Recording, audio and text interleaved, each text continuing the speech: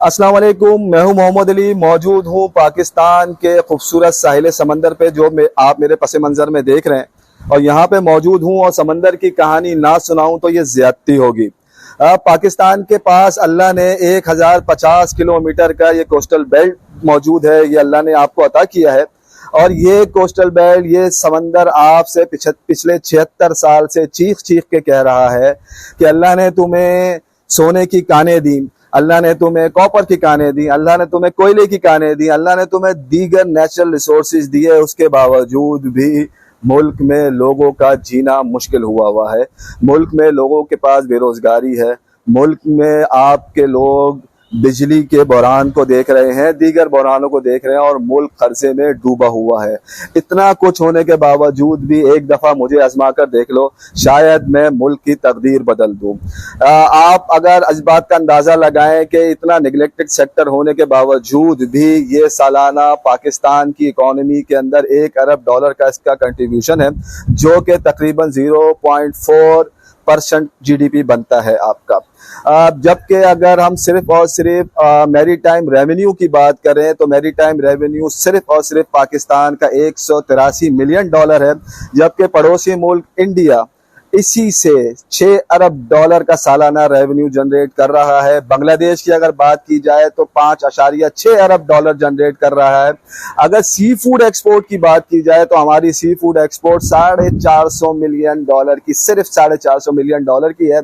जबकि चाइना की बात की जाए तो $19.2 अरब, वियतनाम की बात की जाए तो $8.6 अरब की सी फूड एक्सपोर्ट है उनकी। ये इतना खूबसूरत आपका 1050 किलोमीटर पर फैला हुआ आपका कोस्टल बेल्ट है। इसके अंदर मुख्तलिफ खूबसूरत जज़ायर मौजूद है जिनको आप टूरिज्म के लिए इस्तेमाल कर सकते हैं, जैसा कि हमने थाईलैंड में देखा है। थाईलैंड की जो मैरीन टूरिज्म है उससे वो $71 अरब कमाता है। अगर अमेरिका की बात की जाए तो अमेरिका सिर्फ आपका जो मैरीन जो टूरिज्म है उससे $124 अरब, अगर पूरे यूरोप की बात की जाए तो $221 अरब बनता है। अगर पोर्ट रेवेन्यू की बात की जाए तो पोर्ट रेवेन्यू भी हमारा सिर्फ और सिर्फ $235 मिलियन है। सिंगापुर की बात की जाए तो सिंगापुर $3 अरब का पोर्ट रेवेन्यू है। शंघाई की बात की जाए तो वो $6 अरब बनता है। और अगर यूएई की बात की जाए तो वो तकरीबन $7.7 अरब है। तो इतना कुछ होने के बावजूद जिस मुल्क में 1050 किलोमीटर का कोस्टल बेल्ट मौजूद हो और वो मुल्क कर्जों में डूबा हुआ हो और उसके पास इतने माइंस और मिनरल्स मौजूद हो, फिर कर्जों में डूबा हुआ हो, तो यकीनन यहाँ पे विजन का मसला है। जो अथॉरिटीज हैं उनकी सोच का मसला है, उनके फोकस का मसला है। तो अगर इस बात पे अगर हम एक मिसाल मेरे जहन में आई कि पाकिस्तान की मिसाल उस शख्स की तरह है जिसको डिनर पे इन्वाइट किया गया और जब वो डिनर पे जाता है तो वहां पे वो देखता है कि अनवा अक़साम के मुख्तलिफ खाने, बेशुमार खाने मौजूद हैं, जिसमें कॉन्टिनेंटल भी है, चाइनीज भी है, मैक्सिकन भी है, थाई फूड भी है, जापानीज फूड भी है। वो सब देखकर कंफ्यूज हो जाता है। और जब आखिर में जब वो दावत से बाहर आता है उससे पूछा जाता है कि भाई इतने खाने मौजूद थे, आपने कौन से खाने को एंजॉय किया? तो वो कहता है भाई मैं तो कंफ्यूज था, मैंने तो फिर जाके सिर्फ और सिर्फ खोरमा बिरयानी ही खाई।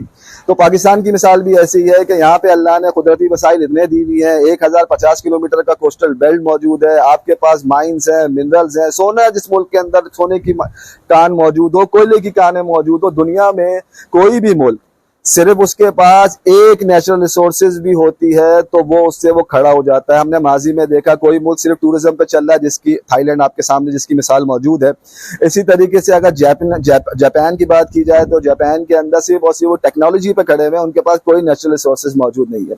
कुछ अर्से पहले मैं एक प्रेस कॉन्फ्रेंस में गया, वहां पे एक जापानीज खिताब कर रहे थे और उन्होंने कहा कि आपके पास जो कोयले की कान मौजूद है, अगर ये अल्लाह ने हमें दी होती, सिर्फ कोयला, मैं सोने की बात नहीं कर रहा, मैं कॉपर की बात नहीं कर रहा, मैं दीगर रिसोर्सेज की बात नहीं कर रहा, मैं समंदर की बात नहीं कर रहा, वो कह रहे हैं सिर्फ कोयला होता तो हम पूरी दुनिया को 80 साल पीछे छोड़ देते। तो आप इससे अंदाजा लगाएं कि हमारा विजन क्या है, हमारी सोच क्या है। तो आज भी हमारा फोकस, हम जो है वो बुरी तरीके से माली बहरान का शिकार है, उसके बावजूद भी हमारे जो अथॉरिटीज हैं, जो करता धरता है इस मुल्क के, उनका फोकस जो है वो अब वो कह रहे हैं आईटी आईटी आईटी, क्योंकि पूरी दुनिया आईटी की तरफ जा रही है। तो अच्छी बात है, आईटी से आप कमा सकते हैं, लेकिन अभी भी फोकस टेक्सटाइल के ऊपर है। टेक्सटाइल को माजी में आपने सब्सिडी देके क्या कर लिया, टेक्सटाइल ने कौन सी जो है बेहतरी के लिए सब्सिडी लेके टेक्सटाइल मिल ओनर जो है वो तो खुद अमीर हो गए। अगर इतना ही मुल्क के अंदर कंट्रीब्यूशन होता तो $25 अरब से तो आप आगे निकले नहीं है। आज भी आपका फोकस टेक्सटाइल के ऊपर। आपका टेक्सटाइल यूज कौन करता है भाई?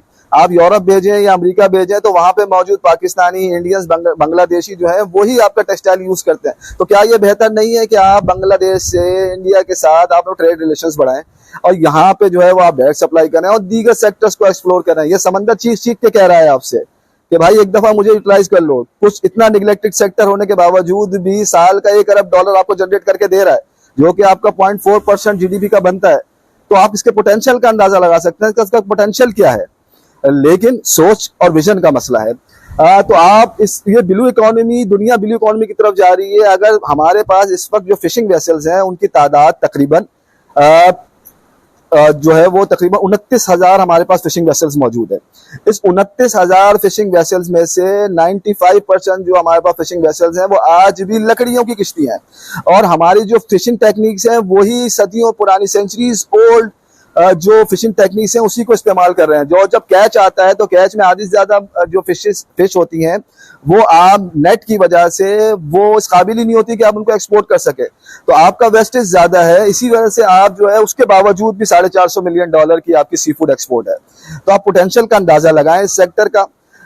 और मेरी रिक्वेस्ट है, जो अगर ये वीडियो आला हुकाम तक पहुंचती है, जो अथॉरिटीज हैं उन तक पहुंचती है, तो भाई आप इस सेक्टर के ऊपर फोकस करें। ये सेक्टर सिर्फ और सिर्फ सही है आपकी जो है वो डिफेंस लाइन तो है बिल्कुल, लेकिन ये सेक्टर आपके मुल्क की तकदीर बदल सकता है। ब्लू इकोनॉमी आपकी मुल्क की तकदीर बदल सकता है। ये ट्रिलियंस ऑफ डॉलर की इंडस्ट्री है। आप इसमें से सिर्फ और सिर्फ $1 अरब जो है वो आप निकाल रहे हैं।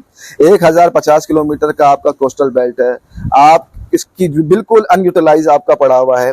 इस सेक्टर पे आप फोकस कर सकते हैं। आप इसमें कोई हैवी इन्वेस्टमेंट्स भी नहीं चाहिए। आप जो है वो टूरिज्म डेवलप कर सकते हैं इसके ऊपर। आप अपनी जो है वो सी फूड एक्सपोर्ट बढ़ा सकते हैं। सी फूड एक्सपोर्ट में तो कुछ भी नहीं करना, दुनिया फाइबर बोट्स की तरफ गई हुई है। चाइना अब जो है वो latest technique, advance techniques use कर रहा है फिशिंग के लिए, तो $19.2 अरब का वो चाइना से कर रहा है।